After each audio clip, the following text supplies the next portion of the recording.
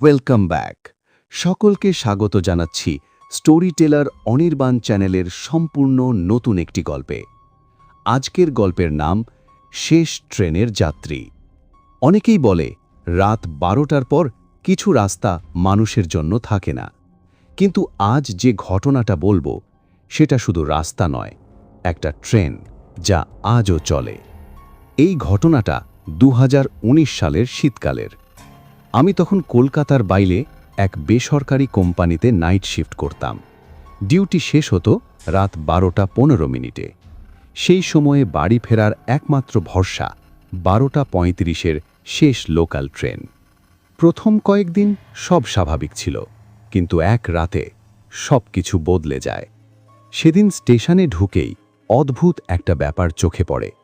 পুরো প্ল্যাটফর্ম অস্বাভাবিকভাবে ফাঁকা।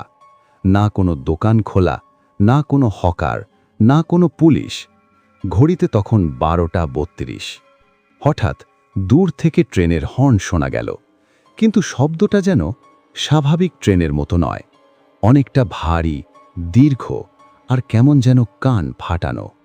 ট্রেনটা ঢুকল প্ল্যাটফর্মে। সব কিছু ঠিকঠাক ছিল, শুধু একটা জিনিস ছাড়া। ট্রেনের ভেতরে কেউ ছিল না। পুরো বগি ফাঁকা, লাইট জ্বলছে, ফ্যান ঘুরছে, কিন্তু একজন মানুষও নেই। আমি ভাবলাম হয়তো কোনো স্পেশাল রান। ক্লান্ত মাথায় আর কিছু ভাবিনি। আমি উঠে পড়লাম। ট্রেন ছাড়তেই লক্ষ্য করলাম স্টেশনগুলো আসছে, কিন্তু থামছে না। যে স্টেশনে প্রতিদিন নামি সেটা চোখের সামনে দিয়েই চলে গেল। আমি দৌড়ে দরজার কাছে গেলাম। তখনই দেখলাম বগির একদম শেষ সিটে কেউ বসে আছে। একজন বৃদ্ধ লোক, মাথা নিচু, মুখ দেখা যাচ্ছে না। আমি জিজ্ঞেস করলাম, কাকু, এই ট্রেনটা কোথায় যাচ্ছে? তিনি ধীরে ধীরে মাথা তুললেন। আর ঠিক তখনই আমার শরীর ঠান্ডা হয়ে গেল। ওনার চোখ নেই, শুধু ফাঁকা কালো গর্ত। তিনি ফিসফিস করে বললেন, যেখানে তুমি নামার কথা ছিল সেখানেই। হঠাৎ ট্রেন থামল। চারপাশে ঘোর অন্ধকার। কোনো আলো নেই, কোনো প্ল্যাটফর্ম নেই, শুধু একটা পুরনো ভাঙা সাইনবোর্ড। লেখা ছিল, এই স্টেশনে 2003 সালে শেষ ট্রেন থেমেছিল। আমি তখন বুঝতে পারলাম এই ট্রেন, এটা কোনো লোকাল নয়। ভয়ে চিৎকার করতে গিয়ে দেখলাম বৃদ্ধ লোকটা আমার পাশে দাঁড়িয়ে। তিনি বললেন, তুমি ভুল করে উঠে পড়েছ, এবার নামতে হলে কারো জায়গা নিতে হবে।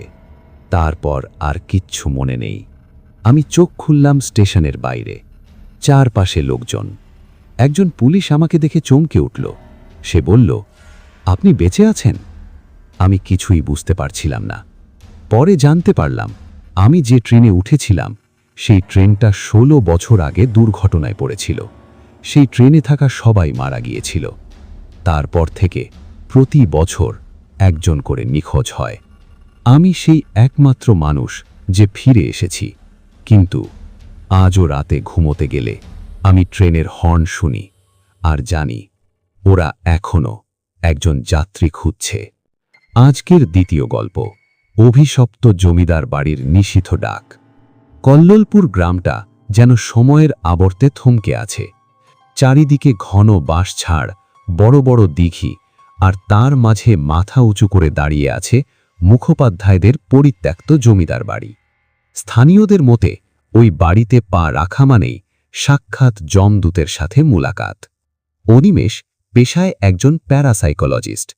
তার কাজই হল অলৌকিক ঘটনার পেছনে লুকিয়ে থাকা সত্য উন্মোচন করা। গ্রামের লোকের বারণ সত্ত্বেও সে একদিন বর্ষার মেঘলা বিকেলে এসে পৌঁছল সেই ভাঙাচোরা অট্টালিকার দোরগোড়ায়। বাড়িতে ঢোকার সাথে সাথে একটা ভ্যাপসা গন্ধ অনিমেষের নাকে ধাক্কা দিল।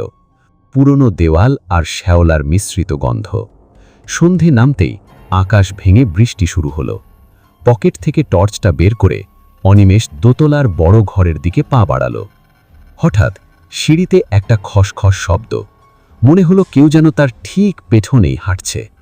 অনিমেষ চট করে ঘুরে তাকালো, কিন্তু কেউ নেই। শুধু বড় আয়নাটায় নিজের আবঝা প্রতিবিম্ব দেখা যাচ্ছে। কিন্তু ভালো করে লক্ষ্য করতেই তার মেরুদণ্ড দিয়ে হিমস্রোত বয়ে গেল। আয়নায় অনিমেষের প্রতিবিম্বের পেছনে একটা দীর্ঘাকায় ছায়া দাঁড়িয়ে আছে, যার চোখ দুটো আগুনের গোলার মতো জ্বলছে। রাত যখন 12টা, তখন শুরু হলো আসল বিভীষিকা। বাইরের ঝিঝি পোকার শব্দ হঠাৎ থেমে গেছে।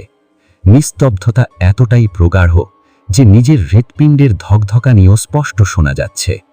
হঠাৎ বারান্দার দিক থেকে এক করুণ সুর ভেসে এলো। কেউ যেন ঘুঙুর পড়ে নাচছে, ঝমঝম ঝমঝম। তারপরই একটা পরিচিত কণ্ঠস্বর শুনল অনিমেষ। অনি, ওরে খোকা, নিচে আয়, আমায় দেখতে পাবি না? গলাটা হুবহু তার ঠাকুমার মতো, যিনি প্রায় 10 বছর আগে মারা গেছেন। অনিমেষ জানত এটা নিষিদ্ধ ডাক। বাংলার লোককথা অনুযায়ী এই অশুভ শক্তি মৃত মানুষের গলার স্বর নকল করে মানুষকে মৃত্যুর দিকে টেনে নিয়ে যায়। সে নিজের কান চেপে ধরে মনে মনে মন্ত্র আওয়াতে লাগল। অনিমেষ নিজেকে শক্ত রাখার চেষ্টা করলেও তার পা যেন অবশ হয়ে যাচ্ছিল। হঠাৎ দেখল তার সামনে যে বিশাল সেগুন কাঠের দরজাটা ছিল সেটা আপনিই খুলে গেল। ভেতরের ঘরে কোনো আলো নেই, কিন্তু সেখানে এক অদ্ভুত দৃশ্য। একটা পুরনো আরামকেদারায় কেউ বসে আছে। তার মুখটা দেখা যাচ্ছে না, শুধু হাত দুটো দেখা যাচ্ছে, ফ্যাকাশে সাদা চামড়া আর নখগুলো অমানুষিক লম্বা। হাতে একটা পুরনো আমলের পকেট ঘড়ি, যার কাঁটাগুলো পিছন দিকে টিকটিক করছে। সময় যেন উল্টো দিকে ঘুরছে। অনিমেষ দেখল দেওয়ালের নোনা ধরা প্লাস্টারগুলো আবার নতুন হয়ে যাচ্ছে, ঝাড় লণ্ঠনগুলো জ্বলে উঠছে। সে যেন 1920 সালের কোনো বিভীষিকাময় রাতে ঢুকে পড়েছে। ভোরের আলো ও রহস্য। পরদিন সকালে গ্রামের মোড়াল আর কিছু লোক যখন জমিদার বাড়ির সামনে এলো, তারা দেখল অনিমেষ সদর দরজার সামনে জ্ঞান হারিয়ে পড়ে আছে। তার গলার চারপাশে কালশিটে দাগ, যেন কেউ শ্বাস রোধ করার চেষ্টা করছে। সেদিন বিকেলে যখন অনিমেষ গ্রাম ছেড়ে চলে যাচ্ছিল, বাসের জানালা দিয়ে সে একবার পেছনে তাকালো। দেখল সেই পরিত্যক্ত দোতলার বারান্দায় এক ছায়া মূর্তি দাঁড়িয়ে আছে, ঠিক যেন তার ঠাকুমার অবহায়, কিন্তু তার মুখে কোনো চামড়া নেই, শুধু একটা কঙ্কাল সার হাসি। অনিমেষের পকেটে হাত দিতেই সে চমকে গেল। তার পকেটে কালকের সেই 1920 সালের পকেট ঘড়িটা রয়ে গেছে, যার কাঁটাগুলো এখনো উল্টো দিকে ঘুরছে। অনিমেষ বাস থেকে নামার সাহস পেল না, তার হাত কাঁপছিল। পকেট ঘড়ির টিকটিক শব্দ যেন তার কানের ভেতরে হাতুড়ি পেটাচ্ছিল। সে শহরমুখী বাসে উঠে বসলেও তার মন পড়ে রইল সেই অভিশপ্ত অট্টালিকায়। বাস যখন গ্রাম ছাড়িয়ে হাইওয়েতে উঠল, তখন বৃষ্টি আরও বেড়ে গেল। বাসের কাঁচ ঝাপসা হয়ে যাচ্ছে। অনিমেষ নিজের রুমাল দিয়ে জানালার কাঁচটা একটু মুছতেই তার রক্ত হিম হয়ে গেল। কাঁচের ওপারে চলন্ত বাসের জানালায় একটা হাতের ছাপ ফুটে উঠছে। বাইরে কেউ নেই, অথচ কাঁচের বাইরে থেকে কেউ যেন জোরে থাবা মারছে। অনিমেষের মনে হল বাসটা যেন আর এগোচ্ছে না। বাসের বাকি যাত্রীরা অদ্ভুতভাবে নিশ্চুপ, কেউ খবরের কাগজ পড়ছে, কেউ ঘুমোচ্ছে, কিন্তু কারো শ্বাস প্রশ্বাসের শব্দ শোনা যাচ্ছে না। সে পাশের সিটে বসা লোকটার কাঁধে হাত দিল। লোকটা ধীরে ধীরে মুখ ফেরালো। অনিমেষ আর্তনাদ করে উঠল।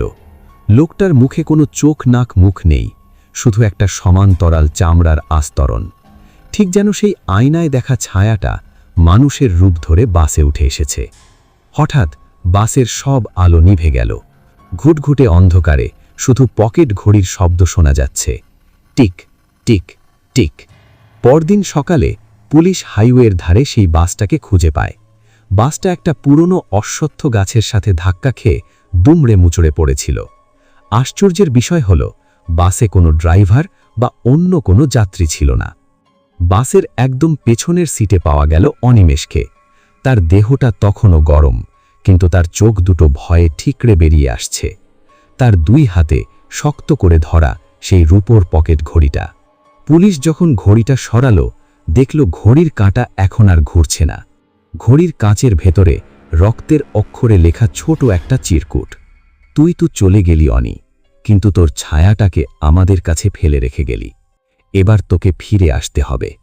আজও কল্লোলপুর গ্রামে বর্ষার রাতে যারা ওই জমিদার বাড়ির পাশ দিয়ে যায়, তারা নাকি দেখতে পায় বারান্দায় এক যুবক বসে আছে, তার হাতে একটা পকেট ঘড়ি, আর সে একদৃষ্টিতে রাস্তার দিকে তাকিয়ে কারোর জন্য অপেক্ষা করছে। গ্রামের মানুষ বলে, ওটা অনিমেষ নয়, ওটা অনিমেষের সেই বিদেহী ছায়া, যা আজও নিজের আসল শরীর তাকে খুঁজে বেড়াচ্ছে। আজকের গল্পটি এই অবধি। এই রকম আরও গল্প শুনতে চাইলে এই চ্যানেলটিকে সাবস্ক্রাইব করুন। আমরা আবার ফিরে আসব রবিবার রাত ৯টার সময় আরও একটি নতুন গল্প নিয়ে।